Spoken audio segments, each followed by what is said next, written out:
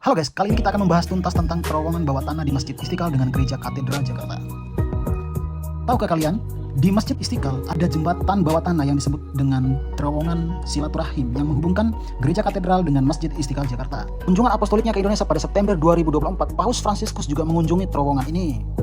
Imam Besar Masjid Istiqlal Nazaruddin Umar mengatakan perubahan yang baru ini dilakukan ke kawasan Masjid Istiqlal, yakni dibangunnya sebuah terowongan bawah tanah yang menghubungkan antara Masjid Istiqlal dan Gereja Katedral. Pintu masuk menuju terowongan dari arah Masjid Istiqlal berada tepat di gerbang utama. Pintu masuk tersebut nampak simetris dengan pintu masuk terowongan yang berada persis di seberang jalan, tepatnya di dekat gerbang masuk Gereja Katedral. Namun sayangnya, saya tidak bisa masuk ke dalam terowongan ini karena belum dibuka untuk umum. Biasanya di hari-hari tertentu saja baru dibuka terowongan ini. Bapak Nasruddin mengatakan sebelum hadirnya terowongan silaturahmi ini, ia sempat berkeinginan untuk menghilangkan pagar pembatas antara Masjid Istiqlal dan Gereja Katedral. Dikutip dari Kompas.com, Nasruddin Umar mengatakan, saya dulu meminta agar jalan yang memisahkan antara Katedral dan Istiqlal juga dihilangkan dan dijadikan sebuah taman. Jadi kami satu pekarangan dengan Katedral, kata Bapak Nasruddin Umar, Imam Besar Masjid Istiqlal.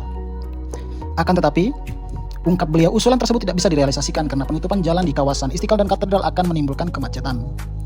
Setelah diteliti oleh Dinas Perhubungan, kawasan ini masuk kawasan Ring 1 atau kawasan Istana Negara. Kalau jalan ini ditutup, otomatis akan macet. Menimbang usulan pembuatan taman di kawasan Istiqlal dan Katedral tidak bisa direalisasikan, maka Nasruddin Umar mengusulkan untuk membangun sebuah terowongan. Akan tetapi setelah diteliti, di lokasi yang akan dibangun terowongan tersebut terdapat pipa air dan pipa listrik berukuran besar peninggalan zaman Belanda.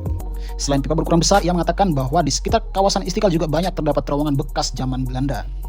Sehingga untuk membangun terowongan menuju Katedral perlu menggali lebih dalam lagi, yang menurut kalkulasi anggaran dana yang diperlukan pun cukup besar. Di luar dugaan, Presiden menyetujui dan dalam tempo yang singkat akhirnya yang tadinya tidak setuju jadi setuju karena ini akan menjadi ikon jelas beliau.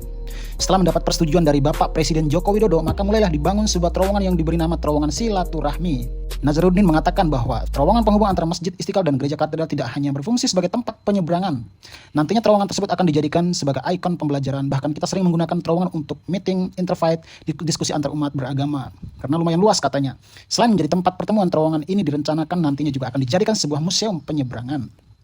Museum tersebut bakal dilengkapi dengan hiasan ikonik dari lembaga berbentuk tangan yang saling berjabatan, lampu, serta musik yang mengalun di dalam terowongan. Ya, akan dibuka untuk umum, cuma sekarang ikon itu belum dipasang, kata beliau. Pada saat saya mengunjungi masjid ini, kebetulan saya satu rombongan dengan beberapa turis dari berbagai negara, ada dari Australia, dari Jerman, dan dari Belanda ya teman-teman. Nah, dengan bapak ini saya lupa namanya, sangat-sangat edukatif dan membantu kita ya teman-teman. Bahasa Inggrisnya juga cukup lancar, jadi kalian yang nggak bisa bahasa Inggris nggak usah khawatir karena di sini dilengkapi. Beliau sangat-sangat fasih berbahasa Inggris ya teman-teman. Jangan lupa untuk dikunjungi ya teman-teman, ini cukup ramai, orang-orangnya ramah, dan ini menjadi ikon kota Jakarta juga ya teman-teman, dan ini masuk dalam daftar wisata yang akan dikunjungi turis mancanegara ya teman-teman.